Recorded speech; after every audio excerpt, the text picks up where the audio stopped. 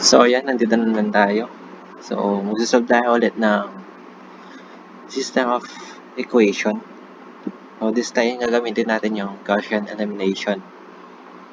So, paano nga ba yun? Assignment nyo yan. So, isusulat muna natin to into matrix form.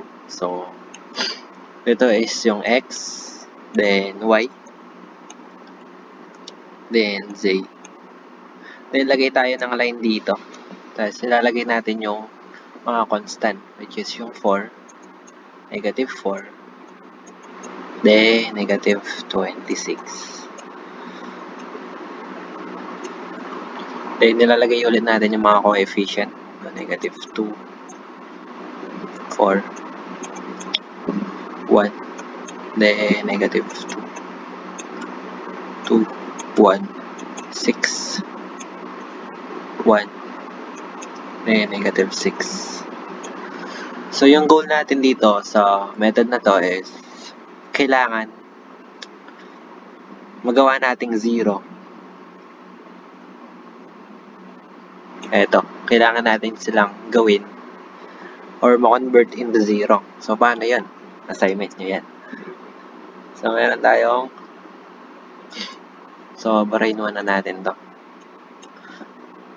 So, parang i-manipulate natin siya para maging 0 yung sa lower part ng matrix.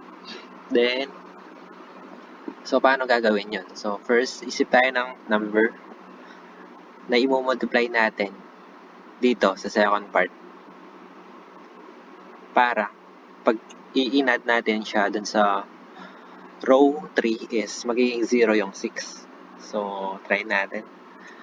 So, dito is maglalagay tayo ng, di ba, row 3 to. So, row 3 minus, then mamumultiply tayo ng 3 dito. So, then i-add natin siya. So, yan. Then, mamumultiply tayo ng negative 3 R2. So, yung R2 natin, i-multiply natin siya sa negative 3. Then, yan. So, i-multiply muna natin siya sa negative 3. So, meron tayong negative 2. So, copy lang natin yung first natin. So, 1, then line 4, negative 4. Hindi pala. Multiply natin siya sa negative 3. Sorry. 2 ako ng 2. So, i-multiply natin siya ng negative 3. So, negative 3 times negative 2 is 6. Then, ito is negative 6. Then, negative 3. Then, positive 12. Then, yung 3 natin, yung row 3 natin is, meron tayo negative 6, 1, 6, negative 26. So, yung next step is, ipag-add natin tong dalawa. So, yung row 3 natin is, add natin siya sa, i-add natin yung row 2 sa row 3. So, paano yun? So, magiging 0 na yung 6 nun. So, meron tayong negative 2, 4, 1, then line 4. Tapos, meron tayong 6. Copy lang natin yung second row. Then, negative 3, 12. Then, ito is i-add natin. So, 6 minus 6 is 0. Diba? Then, ito is magiging negative 5. Tapos, ito is 3.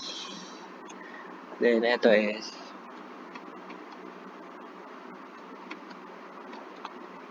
meron tayong negative 14. So, the next one is gawin namang nating 0. Eto. So, gagawin natin. So, yung row 3 ay row 2. is i-add natin siya dun sa row 1. So, yung row 1, i-multiply natin siya ng 3.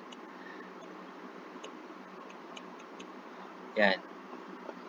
So, yung row 1, i-multiply natin siya ng 3. So, meron tayong negative 6. So, 12, then 3. Then line, meron tayong 12. Tapos, yung row 2 is copy lang natin. Negative 6, negative 3, then 12. Tapos, meron tayong 0, negative 5, 3, then negative 14. Yung next step is, i-add natin. So, meron tayong, copy ulit natin yung row 1. 12, 3, then line. Meron tayong 12.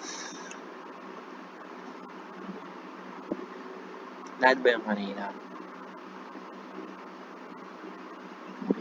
Yan. So, i-add natin sila. So, negative 6 plus 6 is 0. Then, meron tayong 6. 12 minus 6 is 6. Then, 0 to. Then, meron tayong 12 plus 12 is 24. Then, meron tayong ano dito? 0, negative 5, 3, then negative 14. So, dito naman, anong gagawin natin dito? Assignment nyo yan. So, meron tayong 5 and 6. Paano natin gagawin 0? Yung 5. So, i-multiply natin sila. Ito is, i-multiply natin siya by 5. Then, ito is, i-multiply natin siya by 6. Then, next step is, mamaya na. So, meron tayong negative 6, 12, 3. Then, ito is 5 multiplied by 0 is 0. So, meron tayong 30, 0. Then, line. Sorry, napahaba. 24 is 5. 120. Meron tayong 12 dito pala, sorry. Then, 120. Then, dito naman is 0. Negative 30. Then, 18. So, negative 14 multiplied by 6. Negative 84. So, gagawin natin dito is row 3 plus row 2.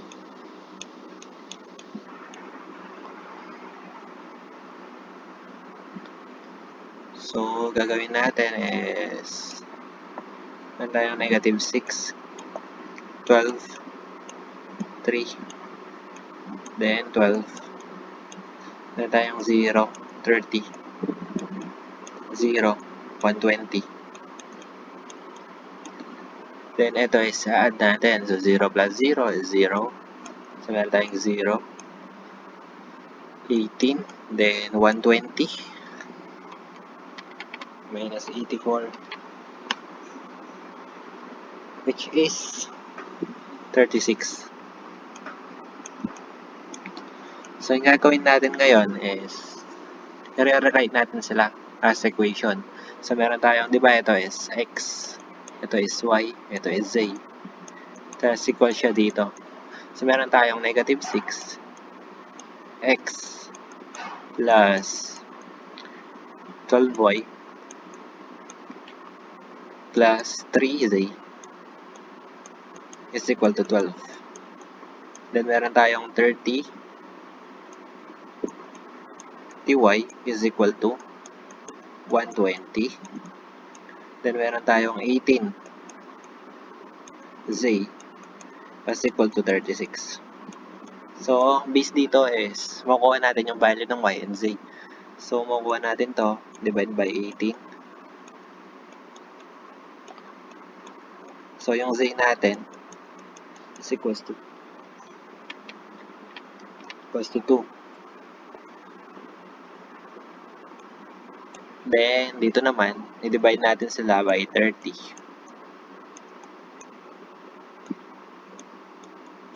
So, cancel.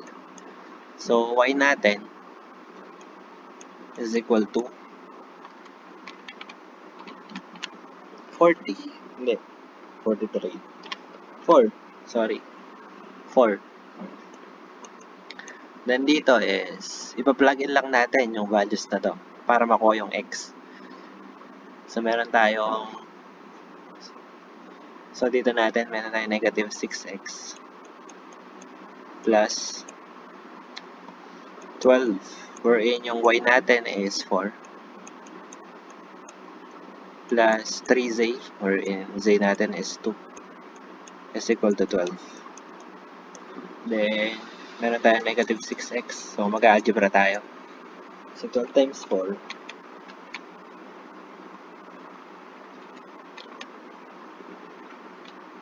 plus 6. So, meron tayong 54. So, plus 54 is equal to 12. Okay. So, ilipat natin to dito. So, meron tayong negative 6x is equal to negative 54 plus 12. So, meron tayong negative 6x is equal to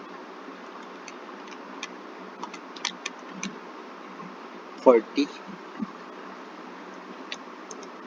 Negative 40, then divide by 6.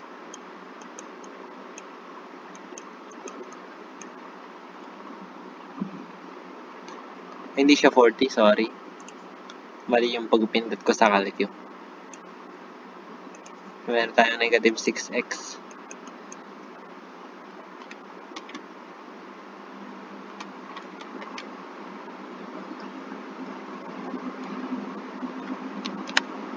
Meron tayong 42. Negative 42. So, divide by negative 6x.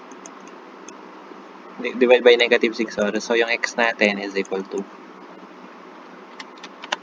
7. So, nakuha na natin yung values ng mga variable natin. Values ng mga variable. So, ganyan yung Gaussian elimination. So, yan na yan. More on manipulation.